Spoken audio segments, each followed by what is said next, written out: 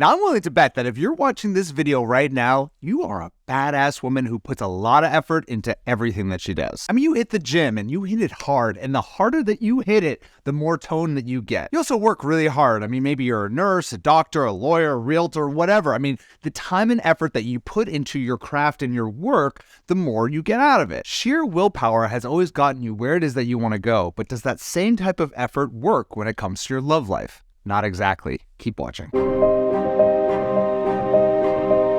Hey there, my name's Adam Lidolce from lovestrategies.com, where I help successful single women get out there and attract long-lasting love and do it with a proven strategy. And I wanted to create this video because I had a client the other day, and she was like our absolute star student. I mean, she like followed the little love steps to the T, like every single thing that we teach. I mean, she created her love vision. She got a really high social score. That's in little love step number 3. She went out there, started dating 3 different guys at the same time. And finally, she met a guy that she really liked and had that define the relationship conversation using all the strategies that we gave her. And now they're in a committed, exclusive relationship. And that's what we call little love step number 6.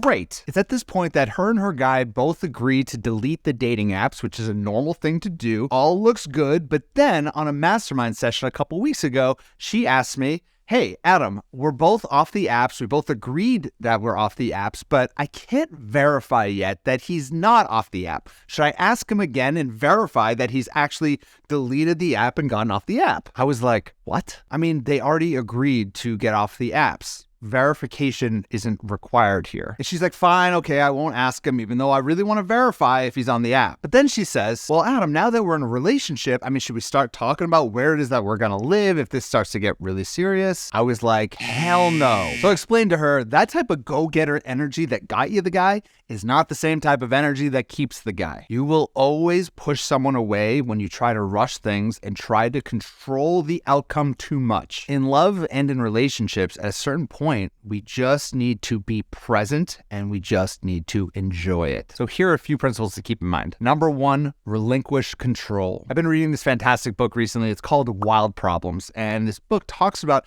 the type of problems and decisions that we make in our life that are really difficult to predict whether or not they're the right decision to make. And relationships definitely falls into this category of being a wild problem. And the author explains sometimes when you have a wild problem, you need to just relinquish control a little bit. And he uses the analogy in the book that I really liked. And it's basically, let's say you're driving your car and you start skidding on an icy road. I mean, your natural reaction is to just reclaim control of the car and turn the wheel right back where you want it and try to just jam your foot on the brakes and so that you can slow down and get control of the car. But we all know, if you live in Boston where I live, or in the Northeast, that if you were starting to skid, those actions of just reacting actually makes things worse and makes the skidding worse. It's counterintuitive, but it's really important. When you start skidding on ice, simply take your foot off of the gas and let the car kind of regain its own footing. And the same idea applies to relationships. If a guy starts to pull away a little bit, rather than try to control every single part of it, just simply take your foot off of the gas,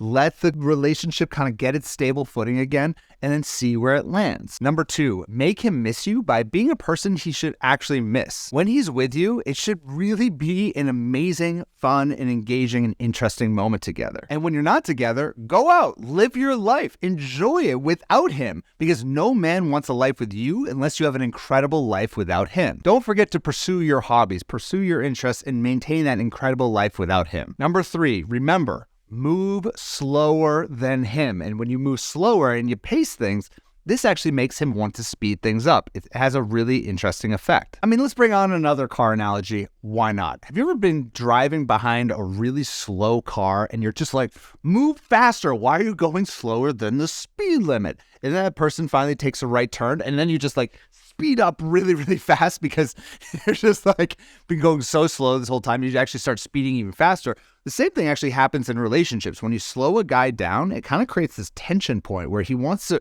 actually move things even faster in the relationship. And this is good in many ways because it builds a lot of desire, it builds a lot of anticipation, and really allows you to get to know him before, once again, he starts to speed up. And number 4, finally, something I tell all my clients all the time when they find themselves in a new relationship, and that is to be cautiously optimistic. The reality of love is that we don't really know a person or our partner when we're in a relationship until we've really been dating them for about a year.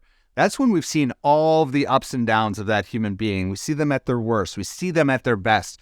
And I really urge you when you're in a new relationship to remind yourself of this, that, you're just getting to know each other. You're getting a feel for it. And it can feel like if you've been dating someone for 2 or 3 months, it can feel like you really know them, everything about them. But I remind you that, not quite yet. Once you actually start living together and start spending real time together, that's where you get into the good stuff. And until that period of time, where really you're married and you're living together, I urge you to be cautiously optimistic. I want you to be optimistic about the outlook of it, but also be cautious and remind yourself that you don't really quite know this person, and let's move at an intentional pace before we dive in too deep. So let me hear from you in the comments right there below. Have you ever pushed a guy away by moving too fast? Let me know in the comments, and I'll speak to you very soon. Bye-bye.